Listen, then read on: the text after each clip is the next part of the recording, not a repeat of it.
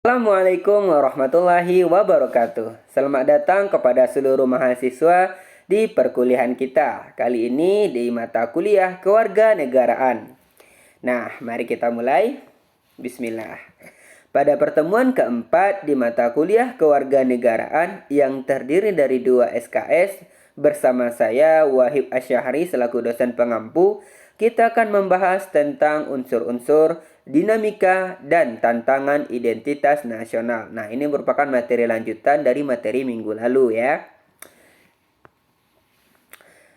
Identitas nasional.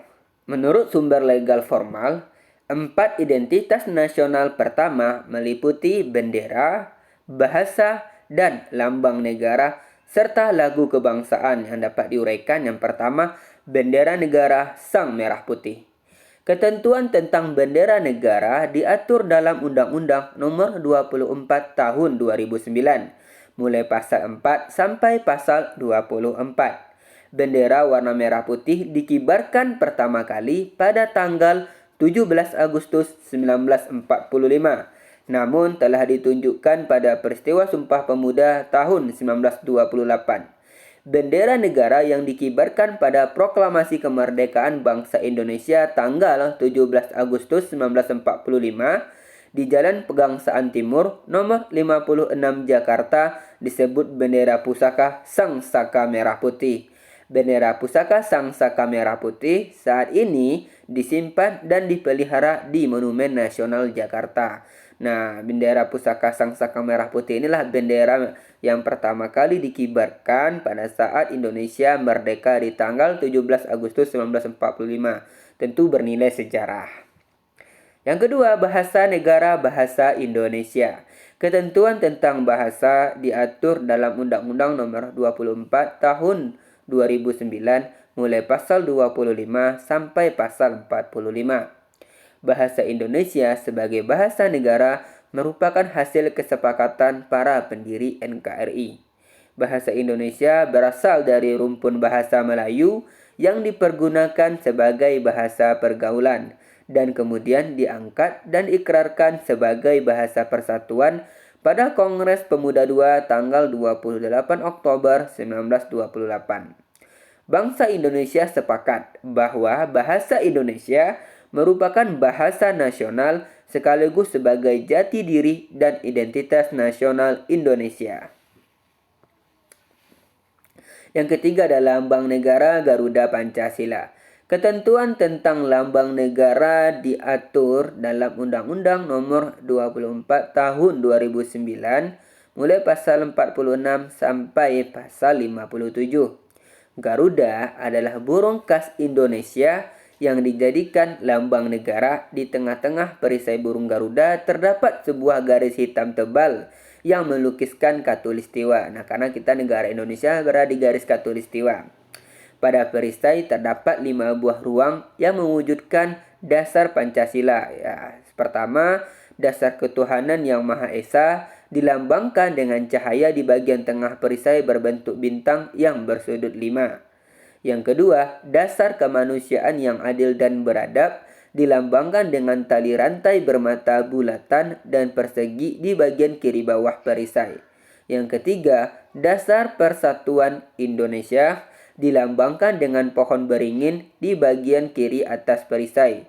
Dan yang keempat, dasar kerakyatan yang dipimpin oleh hikmat kebijaksanaan dalam permusyawaratan perwakilan dilambangkan dengan kepala banteng di bagian kanan atas perisai. Dan yang terakhir, yang kelima, dasar keadilan sosial bagi seluruh rakyat Indonesia dilambangkan dengan kapas dan padi di bagian kanan atas perisai. Dengan demikian, lambang negara Garuda Pancasila mengandung makna simbol sila-sila Pancasila.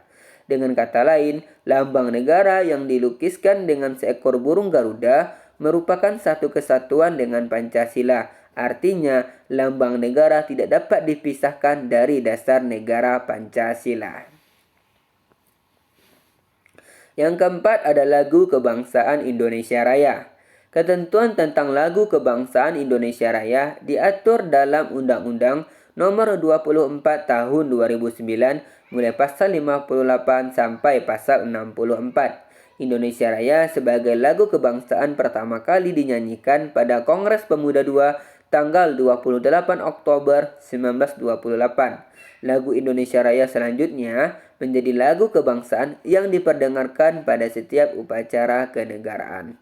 Nah, ini ada gambar ya di mana timnas Indonesia menyanyikan lagu kebangsaan sebelum pertandingan sepak bola antar negara.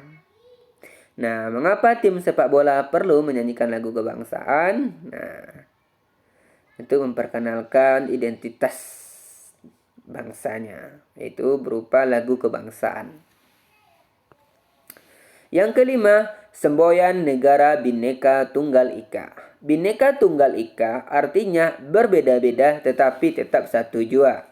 Semboyan ini dirumuskan oleh para The Founding Fathers mengacu pada kondisi masyarakat Indonesia yang sangat pluralis yang dinamakan oleh Herbert Feith, seorang Indonesianis yang menyatakan bahwa Indonesia sebagai mosaic society.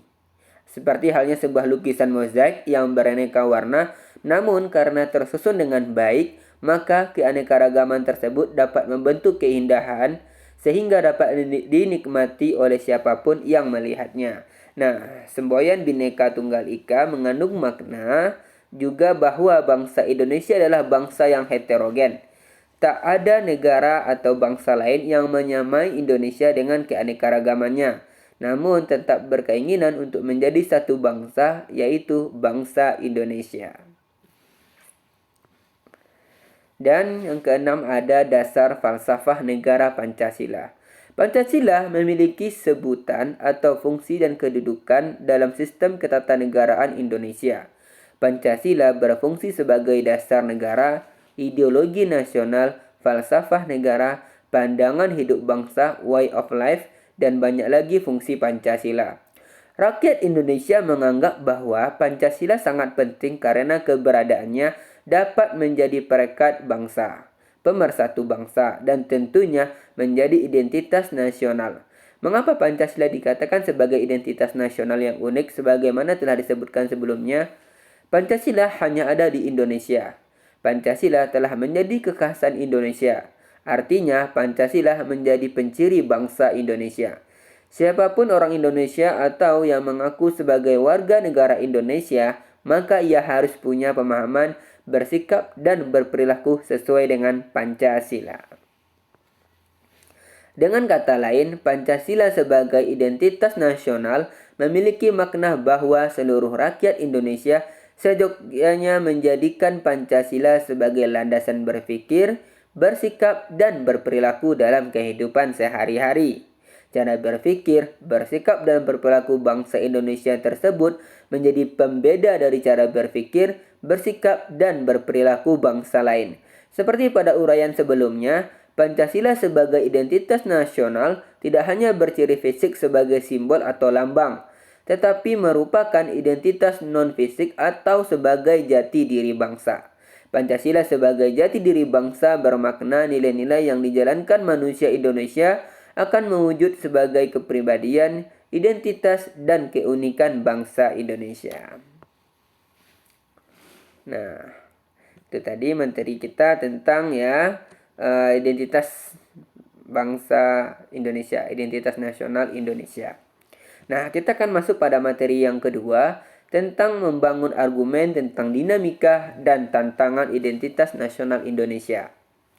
Setelah mahasiswa menelusuri konsep identitas nasional menurut sumber historis, sosiologis, dan politis yang telah kita bahas pada minggu lalu, apakah tantangan yang dihadapi oleh bangsa Indonesia saat ini?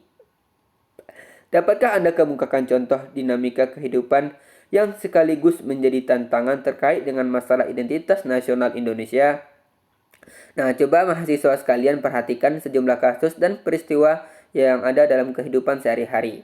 Yang pertama, lunturnya nilai-nilai luhur dalam praktik kehidupan berbangsa dan bernegara. Contoh rendahnya semangat gotong royong, kepatuhan hukum, kepatuhan membayar pajak, kesantunan, kepedulian, dan lain-lain. Yang kedua, nilai-nilai Pancasila belum menjadi acuan sikap dan perilaku sehari-hari. Perilaku jalan pintas, tindakan serba instan, menyontet, plagiat, tidak disiplin, tidak jujur, malas, kebiasaan merokok di tempat umum, buang sampah sembarangan, dan lain-lain. Yang ketiga, rasa nasionalisme dan patriotisme yang luntur dan memudar. Lebih menghargai dan mencintai bangsa asing. Lebih mengagungkan prestasi bangsa lain dan tidak bangga dengan prestasi bangsa sendiri. Lebih bangga menggunakan produk asing daripada produk bangsa sendiri dan lain-lain. Yang keempat, lebih bangga menggunakan bendera asing daripada bendera merah putih. Lebih bangga menggunakan bahasa asing daripada menggunakan bahasa Indonesia. Dan yang kelima, menyukai simbol-simbol asing daripada lambang atau simbol bangsa sendiri. Dan lebih mengapresiasi dan senang menyanyikan lagu-lagu asing daripada mengapresiasi lagu nasional dan lagu daerah sendiri. Nah, itulah dia tentang tantangan ya, dan dinamika yang berupa kasus dan peristiwa yang terjadi dalam kehidupan sehari-hari. Ini dia ada gambar seperti yang dilihat. Jerman, Rusia, Inggris ya, Italia. Itulah bahasa language. Gambar 2.8. Berlatih bahasa asing apakah menjadi ancaman bagi identitas nasional? Ayo.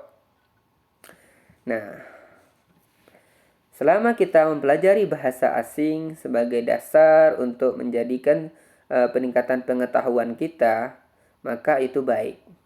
Tapi tidak menghilangkan nilai-nilai luhur yang menjadi pribadi identitas nasional kita, yaitu bangsa yang mana bangsa Indonesia kita menggunakan bahasa Indonesia.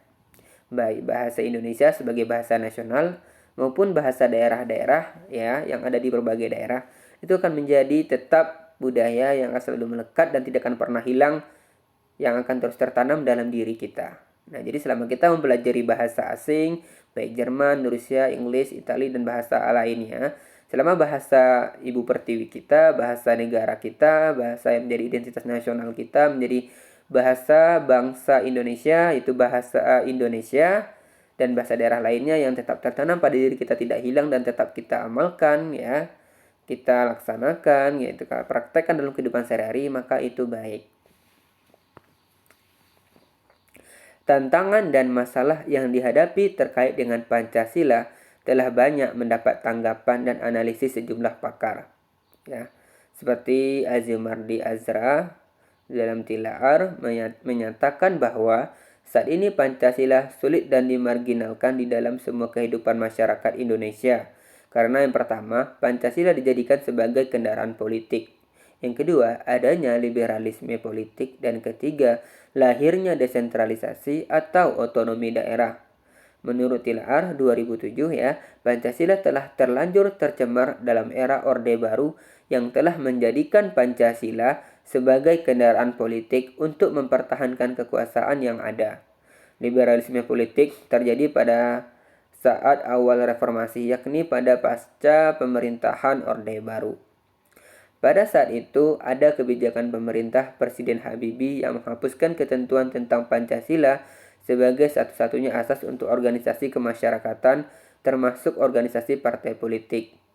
Sedangkan lahirnya peraturan perundangan tentang desentralisasi dan otonomi daerah, seperti lahirnya Undang-Undang Nomor 22 Tahun 1999 yang diperbaharui menjadi Undang-Undang Nomor 32 Tahun 2004 tentang otonomi daerah, telah berdampak positif dan negatif. Dampak negatifnya antara lain munculnya nilai-nilai primordialisme kedaerahan, sehingga tidak jarang munculnya rasa kedaerahan yang sempit. Bagaimana upaya menyadarkan kembali bangsa Indonesia terhadap pentingnya identitas nasional dan memfasilitasi serta mendorong warga negara agar memperkuat identitas nasional? Disadari bahwa rendahnya pemahaman dan menurunnya kesadaran warga negara dalam bersikap dan berperilaku menggunakan nilai-nilai Pancasila dalam kehidupan berbangsa dan bernegara, khususnya pada era reformasi, bangsa Indonesia bagaikan berada dalam tahap disintegrasi karena tidak ada nilai-nilai yang menjadi pegangan bersama. Padahal bangsa Indonesia telah memiliki nilai-nilai luhur yang dapat dijadikan pegangan dalam kehidupan bermasyarakat, berbangsa, dan bernegara, yakni Pancasila. Warisan agung yang tak ternilai harganya dari para The Founding Fathers adalah Pancasila. Bagaimana strategi yang Anda dapat tawarkan atau usulkan untuk memahami, menghayati, dan mengamalkan Pancasila? Selanjutnya, tentang luntur dan memudarnya rasa nasionalisme dan patriotisme perlu mendapat perhatian. Apa yang menjadi penyebab masalah ini? Apabila orang lebih menghargai dan mencintai bangsa asing, tentu perlu dikaji aspek atau bidang apa yang dicintai tersebut. Bangsa Indonesia perlu ada upaya, yakni membuat strategi agar apa yang dicintai tersebut beralih kepada bangsa sendiri. Demikian pula apabila orang Indonesia lebih mengagungkan prestasi bangsa lain dan tidak bangga dengan prestasi bangsa sendiri, sebenarnya sesuatu yang aneh. Hal ini perlu ada upaya dari generasi baru bangsa Indonesia untuk mendorong agar bangsa Indonesia membuat prestasi yang tidak dapat dibuat oleh bangsa asing. Demikian pula, apabila orang Indonesia lebih bangga menggunakan produk asing daripada produk bangsa sendiri, hendaknya bangsa Indonesia mampu mendorong semangat berkompetisi. Intinya, bangsa Indonesia perlu didorong agar menjadi bangsa yang beretos kerja tinggi, rajin, tekun, ulet, tidak malas, serta menjunjung tinggi nilai kejujuran. Semua nilai-nilai tersebut telah tercakup dalam Pancasila, sehingga pada akhirnya semua permasalahan akan terjawab apabila bangsa Indonesia mampu dan berkomitmen untuk mengamalkan Pancasila. Bagaimana menghadapi tantangan terkait dengan masalah kecintaan terhadap bendera negara merah putih, pemeliharaan bahasa Indonesia, penghormatan terhadap lambang negara dan simbol bangsa sendiri, serta apresiasi terhadap lagu kebangsaan? Nah, pada hakikatnya, semua unsur formal identitas nasional, baik yang langsung maupun secara tidak langsung diterapkan, perlu dipahami, diamalkan, dan diperlakukan sesuai dengan peraturan dan perundangan yang berlaku. Permasalahannya terletak pada sejauh mana warga negara Indonesia memahami dan menyadari dirinya sebagai warga negara yang baik dan beridentitas sebagai warga negara Indonesia.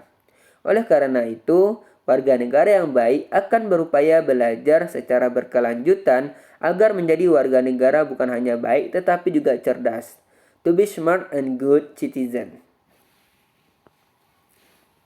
Nah, itu tadi ya tentang dinamika dan tantangan identitas nasional Indonesia.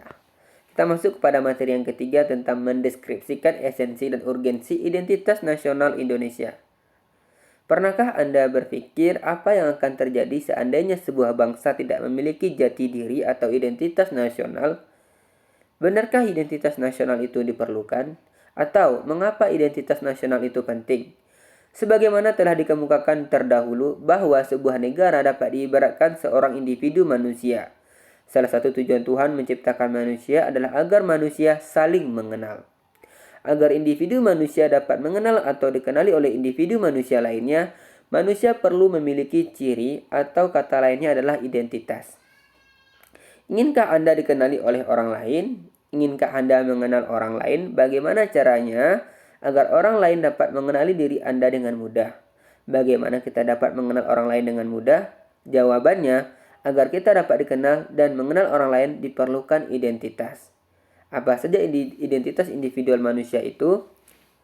Nah, seperti tadi ada KTP ya, NPWP, makanan terbaru sekarang ada kartu vaksin ya. Mengapa identitas ingin dikenali dan ingin menjadi mengapa individu ingin dikenali dan ingin mengenali identitas individu lain? Jawabannya tentu akan sangat tergantung kepada keinginan individu manusia masing-masing. Mungkin antara individu yang satu dengan yang lain memiliki perbedaan keinginan atau tujuan. Namun, secara naluriah atau umumnya, manusia memiliki kebutuhan yang sama, yakni kebutuhan yang bersifat fisik atau jasmaniah, seperti kebutuhan makan dan minum untuk kelangsungan hidup dan kebutuhan psikis atau rohaniah, seperti kebutuhan akan penghargaan, penghormatan, pengakuan, dan lain-lain. Apabila disimpulkan, individu manusia perlu dikenali dan mengenali orang lain adalah untuk memenuhi dan menjaga kebutuhan hidupnya agar kehidupannya dapat berlangsung hingga akhirnya dipanggil oleh Tuhan Yang Maha Kuasa atau meninggal dunia. Demikianlah pentingnya identitas diri sebagai individu manusia. Selanjutnya, kita akan mengaitkan identitas diri individu dengan konteks negara atau bangsa. Pertanyaannya, mengapa identitas nasional itu penting bagi sebuah negara bangsa? Nah, pada dasarnya jawabannya hampir sama dengan pentingnya identitas bagi diri individu manusia. Pertama, agar bangsa Indonesia dikenal oleh bangsa lain. Apabila kita sudah dikenal oleh bangsa lain, maka kita dapat melanjutkan perjuangan untuk mampu eksis sebagai bangsa sesuai dengan fitrahnya. Kedua, identitas nasional bagi sebuah negara bangsa sangat penting bagi kelangsungan hidup negara bangsa tersebut. Tidak mungkin negara dapat hidup sendiri sehingga dapat eksis.